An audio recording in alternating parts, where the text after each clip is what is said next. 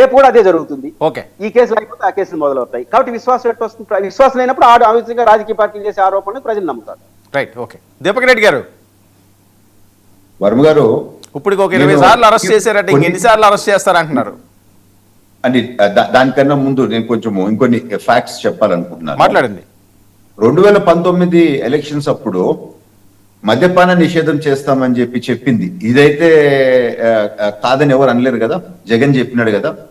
So ఏ విధంగా 30,000 మంది పైగా చనిపోయినారో, 35 లక్షల మంది కిడ్నీ సమస్యలు వచ్చినాయో మనం చూసాం. ఈ డబ్బుతో బంగారం కొన్నట్టు మనకి రిసీట్స్ దొరికినాయి, రియల్ ఎస్టేట్ కొన్నట్టు ఆధారాలు ఉన్నాయి. ఎక్కడెక్కడ డీటెయిల్స్ ఇమ్మంటే కూడా నేను ఇస్తాను. సినిమాలు తీసినట్టు ఆధారాలు ఉన్నాయి. దుబాయ్ లో కంపెనీ ఓపెన్ చేసి మనీ హవాలాలో ట్రాన్స్ఫర్ అయినట్టు ఉంది. జింబాబ్వే, టాంజానియా, జాంబియాకి పోయినట్టు ఉంది. మైనింగ్ లోకి పోయినట్టు ఉంది. ఇవన్నీ వాస్తవాలు మనకు కనపడతా ఉన్నాయి. అసలు ఎట్లా చేసినారు ఈ స్కామ్ అంటే, సంబంధం లేని ఐఆర్ఎస్ ఆఫీసర్ వాసుదేవ్ రెడ్డిని తీసుకొని వచ్చి ఆయనకు అంత తెలియదు అని చెప్పి ఎక్సైజ్ డిపార్ట్మెంట్ లో పనిచేసే సత్యప్రసాద్ ని నీకు నేను ఐఏఎస్ కన్ఫర్ట్ చేయిస్తాము అని చెప్పి ఈ కుట్ర అంతా వీళ్ళు పన్నేరు అని చెప్పి మనకి ఈ రోజు క్లియర్ గా అర్థమవుతా ఉంది. సో ఒక్కొక్క కేసుకి 150 నుంచి 600 రూపాయలు వీళ్ళకి అందింది. దట్ ఈస్ 50 నుంచి 60 కోట్లు పర్ మంత్ అందింది అని చెప్పి క్లియర్ గా రుజువులు కూడా మనకి ఈ రోజు ఒక మనీ ట్రైల్ అనేది కనపడతా ఉంది. ఇక్కడ ఇంకొక 2-3 ఆస్పెక్ట్స్ చెప్పి నేను ముగిస్తాను. డూప్లికేట్ బ్రాండ్స్ అంటే ఒరిజినల్ బ్యాక్ పైపర్ అనేది బ్యాక్ పైపర్ గోల్డ్ అని చెప్పి తీసుకొని వచ్చి 2.5 నుంచి 3.5 రెట్లు ఇట్లా ప్రతి ఒరిజినల్ బ్రాండ్ మీద ఒక డూప్లికేట్ పేరు తీసుకొని వచ్చి ఏ విధంగా దోచుకున్నారో మనం చూసాం.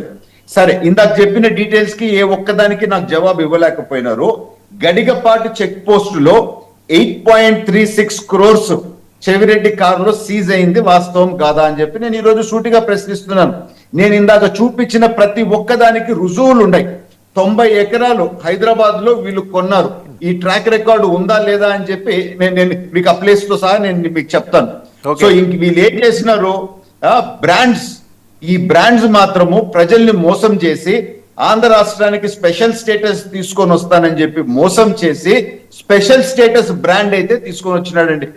అదే విధంగా 3 క్యాపిటల్స్ అని చెప్పి 3 క్యాపిటల్స్ 3 ప్రాంతాల మధ్యలో చిచ్చు పెట్టి ఒకరొకరు కొట్టుకునే విధంగా చేసి 3 క్యాపిటల్స్ బ్రాండ్ అయితే తీసుకొని వచ్చినాడండి.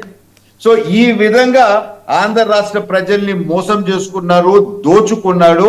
రుజువులతో సహా ఉన్నాయి. 1 కోటి 2 కోట్లు కాదు, వందలాది కోట్లు.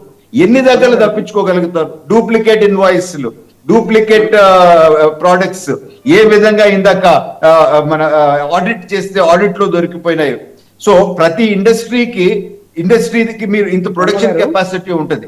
ఎంత ట్యాక్స్ కట్టినారు, ఆ ప్రొడక్షన్ కెపాసిటీ ఎంత పవర్ వాడినారు, ఎంత రా మెటీరియల్స్ వాడినారు, ఈ ఒక ఆడిట్ చేస్తే అప్రాక్సిమేట్ ఎంత ప్రొడక్షన్ వచ్చిందో మనకు తెలిసిపోద్ది. అంటే 30 to 40% సెకండ్స్ వీళ్ళు చేశారు. అందుకనే మ్యానుఫ్యాక్చరింగ్, డిస్ట్రిబ్యూషన్, సేల్స్ అంతా వాళ్ళ గ్రిప్ లో పెట్టుకున్నారు. సో మేము చాలా పెద్ద క్రిమినల్స్ ని మమ్మల్ని పట్టుకోలేరు అని చెప్పి ఓవర్ కాన్ఫిడెన్స్ తో ఇటువంటి పెద్ద స్కామ్ వీళ్ళు చేసినారు. అందుకనే నేను మళ్ళా చెప్తా ఉన్నాను, అసలు ఈడీ వాళ్ళకు కూడా షాక్ వచ్చింది ఈ ఫిగర్స్ చూస్తా ఉంటే.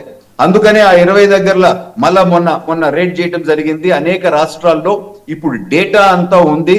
ఎందుకంటే ఈడీకి కూడా మనం చూస్తే ఈ రోజు బీజేపీ మాధవ్ గారు కూడా ప్రెస్ మీట్ పెట్టి వదిలే ప్రశ్నే లేదు అని చెప్పి వారు కూడా హెచ్చరించినారు. ఎందుకంటే ఈడీ కేంద్ర ప్రభుత్వం తరఫున ఉంది కనుక అటువంటి ప్రైమ్ ఆఫెసీ ఎవిడెన్స్ ఇక్కడ ఉంది.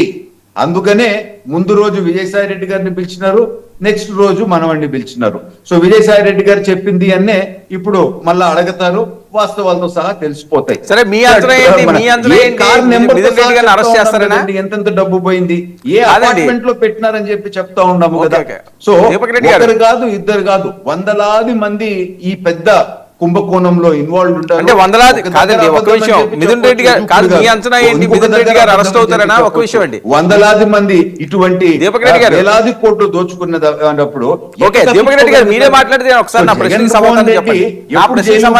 దీపక్ రెడ్డి గారు వినిపిస్తుందా? కానీ ప్రైమ్ ఆఫెసీ ఎవిడెన్స్ ఈ విధంగా పక్కా ఉంది, తప్పించుకునే ప్రశ్నే లేదు.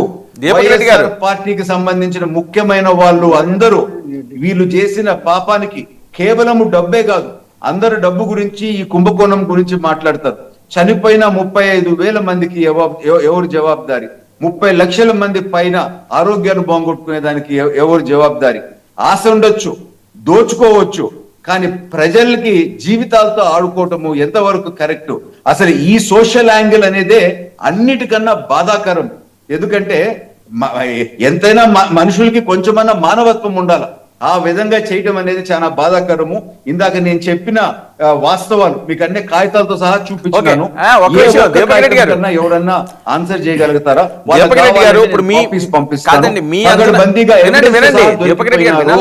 సరే ఇన్వెస్టిగేషన్ మీకు ఫైనల్ స్టేజ్ వచ్చే తలికే ప్రతిదీ డీటెయిల్స్ లో వస్తుందని చెప్పి మాత్రం నేను తెలుపుకుంటున్నాను. దీపక్ రెడ్డి గారు, మీ అంచనా ఏంటి? మిథున్ రెడ్డి గారిని ఇప్పుడు అరెస్ట్ చేస్తారనా? మిథున్ రెడ్డి గారితో సరిపోతుందా? ఇంకా ఎవరైనా ఉన్నారనా మీ అనుమానం? ఎందుకు జగన్మోహన్ రెడ్డి గారు అరెస్టు లిక్కర్ స్కామ్ లో ఆయన ఇరుక్కున్నాడు, ఈ రకమైన ప్రచారం జరుగుతుంది? ఎప్పుడు కూడా అలా అరెస్ట్ అవుతుంది అంటారు, మళ్ళీ అవేమీ లేదు, మళ్ళీ ఇంకొకరు ఎవరు అరెస్ట్ అవుతుంటారు.